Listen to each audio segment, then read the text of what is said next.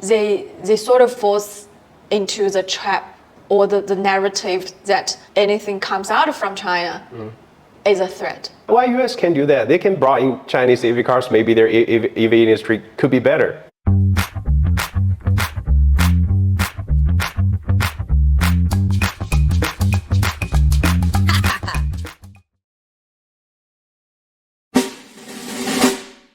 So Dr. San, we certainly know that you have done some researches on Papua New Guinea, and of course you have some working and study experience in Australia. I just want to know, how do you personally view this kind of logic or this kind of combination of how the Western society, the enterprises or the media, political system, all this kind of coalesce, how they balance will work together, maybe based on your personal experiences? Yes, I want to say from personal experience, the time when I was in Australia was from 2007 and then to 2013. And I think personally speaking, I had my best times and years in Australia. And I think that was the honeymoon period, that China-Australia relations. And I think that's the period where Australia perceives that China as an opportunity for China's economy boost. And I think when I actually go back to Australia to work, that was after 2017. China and Australia were going through a very, very hard period. And that was an absolutely different vibe and atmosphere you get. So when I started there, I had the best time. It was all very friendly. You wouldn't be viewed as a spy or someone who's going to threaten the national security of Australia. But because of your race, at that time, you won't be doubted. No, I think at that time, from 2007 to 2013, the times that I stayed there, Australia was very friendly and it was very positive about overseas students. They view overseas students, and no matter they're from China, Indonesia, or Japan, or Korea, they are all the same. It definitely is an add-on to Australian multicultural diversity. And Australia values diversity. And that was a whole narrative that I had when I was there. But I think after 2017, Australia went through a very, very different or a shift of narrative about China in particular. So the narrative may not shift towards Korean students or towards Japanese students or Indonesian students, but the narrative about Chinese students, overseas students in Australia was very different. You could read the news and articles about, Chinese students are sort of controlled by the government. And there are taboo about the topics that can be discussed in Australian universities. There was a very hard time between China and Australia bilateral relations, but then you see the narrative about Chinese students changed, which is a very unfair practice towards Chinese overseas students. How do you view this kind of shift? Why does that happen? Why did that happen? Why did that happen? And I think that's, it's definitely an international relations approach towards this question is that, first of all, I think it was a top-down securitization from Australian government.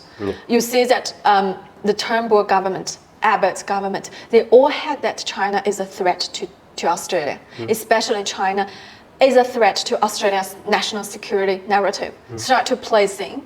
And then there was channels from Australia broadcasting, like from the media, then from think tank, then from politicians, all point to one direction. China is a threat to Australia's national security. And when the whole narrative is formed from the government to the society, the public's opinion about China change. And then, of course, you see that their attitudes towards Chinese students change. So I just want to dig in. And I think that happens to the US as well.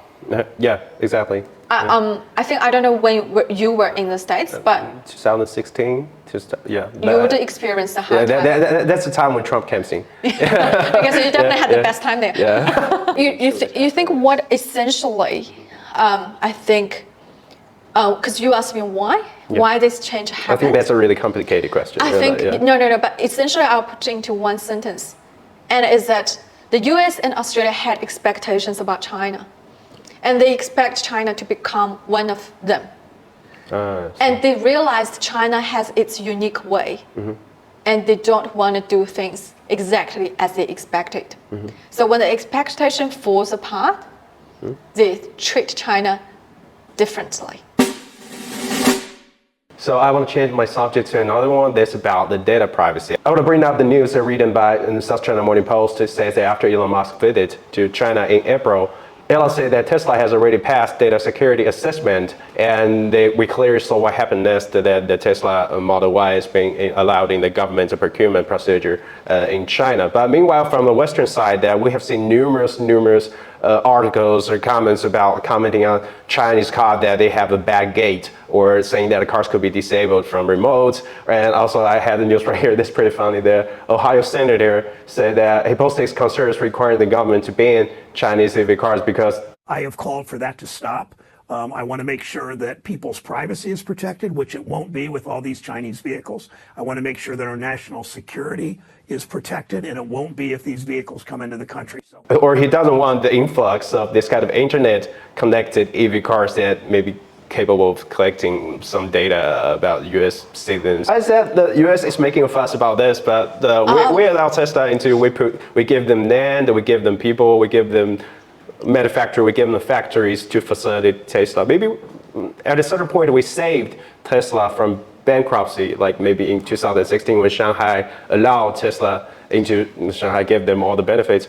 I just wonder why is that? Why is Western world so worried about it? I think that, you see, I laughed because that whole narrative that you gave me remind me a lot about the whole securitization of China. Yeah. So it's not just about vehicles that the US senators worries that we're going to attack them, even including TikTok. TikTok is another huge issue that, that's been brought up by the US Congress and US politicians about the whole data security thing, and as well as Huawei. Yes. There are all sorts of rumors about their data and privacy issues. But I think if you look in depth and you examine their data policy, there's no difference between Huawei and other US technology companies, as well with the TikTok and other US operated Facebook. So they are all actually for those corporations, they all sort of, maybe they all have the same sort of law firms and to frame their privacy protocols. Yes. But then you see that the criticism towards China falls perfectly into the whole narrative of securitization of every China enterprises. I think in terms of why China is very acceptable and also very encouraging towards companies Tesla to come into China. Whereas you see that there's very hostile and suspicious attitudes towards China enterprises in the States. I think that's because China government perceives that foreign investment is a boost to China economy. So we see it as opportunity. Whereas I think for some US politicians or even US public views China enterprises as a competitor and as a threat. They sort of falls into the trap or the narrative that anything comes out from China is a threat. Yeah, but one thing that's interesting to me that when China bring in Tesla in 1 year, a lot of Chinese brand just soaring up after Tesla was brought in. Why US can't do that? They can brought in Chinese EV cars. Maybe their EV industry could be better, right? Yeah, because I think the whole mindset since Trump administration to Biden's administration, they had this all decoupling and then de-risking policy. I think one of their goal or aim is to contain China's high technology development. Of course, EV is one of the areas that they want to stop. As well as maybe Huawei or... Oh yeah, of course. Anything that you could become competitive with the US, they want to sort of make sure that the containment is in place. The problem is not to contain a company from China or contain a company from the US. I think it actually needs a bit of a consensus among the government level or even non-government organizations to contain those corporations. Data protection is an issue, not just for government.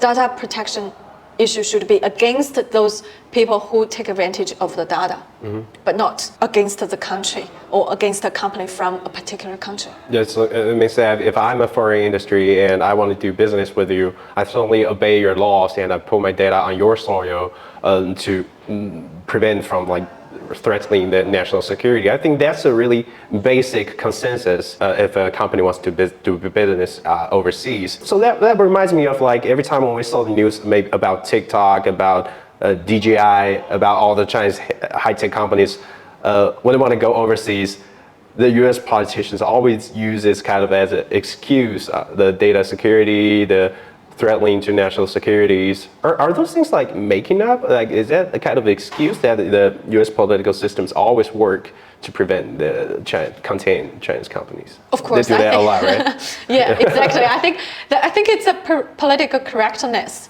for U.S. politicians to to criticize anything comes out from China or anything related to China. You can see that debate or that sort of narrative all the time from Washington.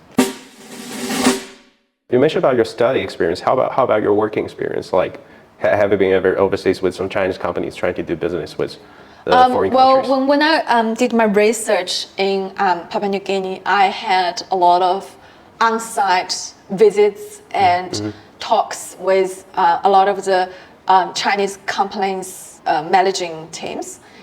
And one thing I find interesting is that a lot of the Chinese companies, when they go overseas, they actually face a lot more unfair treatment than a lot of enterprises who comes into China. When I had this talk with one of the construction company from China, they used to build office buildings in Papua New Guinea, in Port Moresby.